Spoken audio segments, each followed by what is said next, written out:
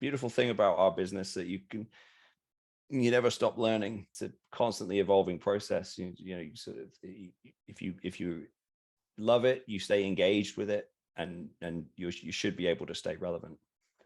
Yeah, and wrestling really is. I mean, it's a lifelong love affair. I mean, it's a fascinating world, professional wrestling. I mean, I've been a fan for about 30 years now. Kind of caught the bug.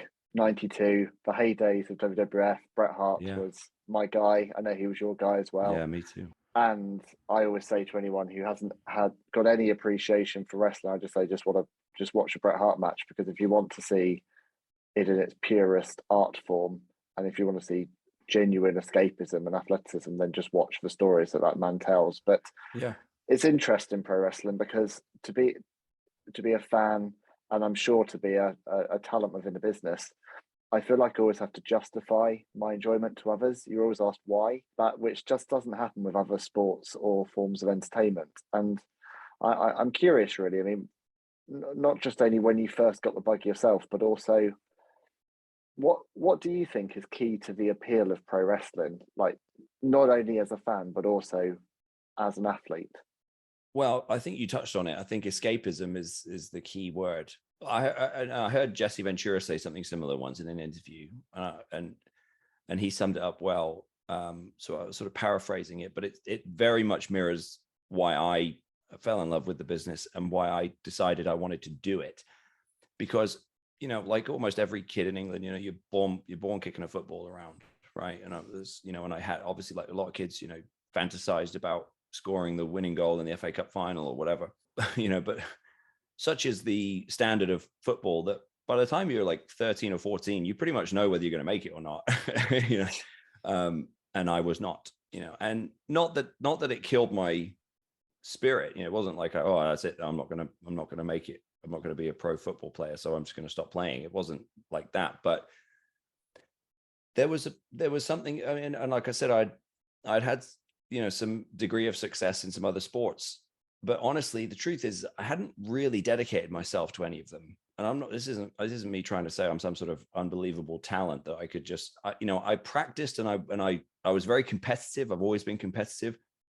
But when I look back, I go, I didn't really, I didn't do all the things I did for those sports.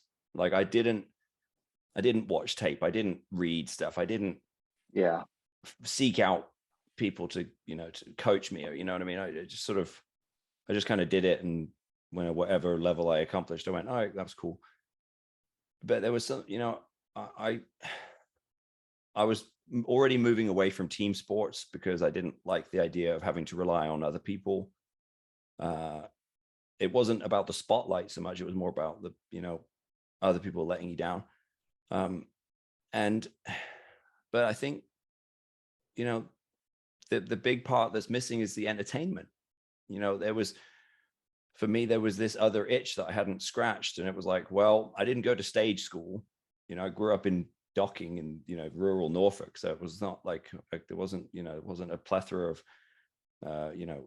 arts places I could go to or anything like that. And I don't think I wanted to. I wasn't, I couldn't articulate it at that age.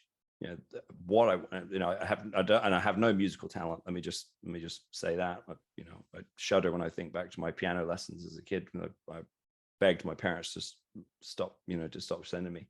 And it, and I think somewhere, and it wasn't like I had this epiphany, like, oh, this is the perfect amalgamation of all of these things.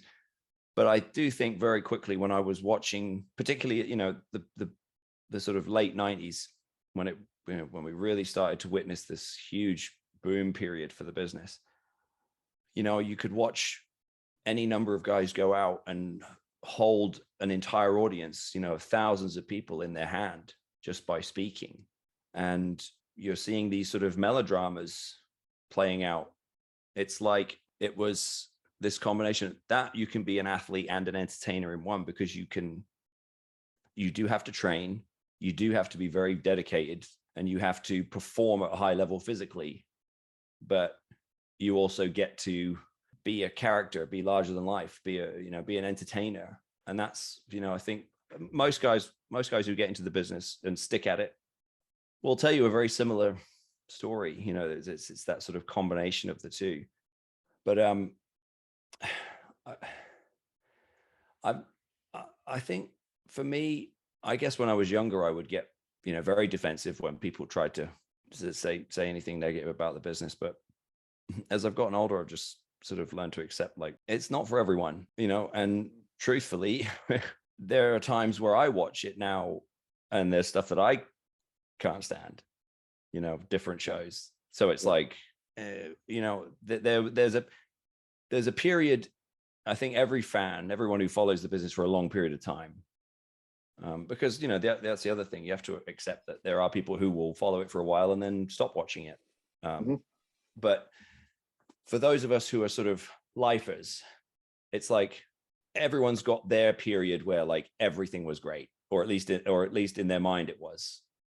You know, for me, it was probably 98 to 2002. You know, it was like everything was fantastic. Like I loved every single thing on the show. I go back and look at some of it now and I go, oof, you know. Yeah. So apart from the crowds, I mean, that for pure crowd reaction, that was peak, wasn't it? Really, 98 to 2002. Right, and it's like, and that's how a lot of it got through, was that, you know. But I just sort of accept the fact that, you know, I think Paul Heyman said it once. I might be paraphrasing, but he said something to the effect of, if you love wrestling, no explanation is needed. If you don't like wrestling, no explanation will do. And it's sort of like, that's pretty much the long and short of it.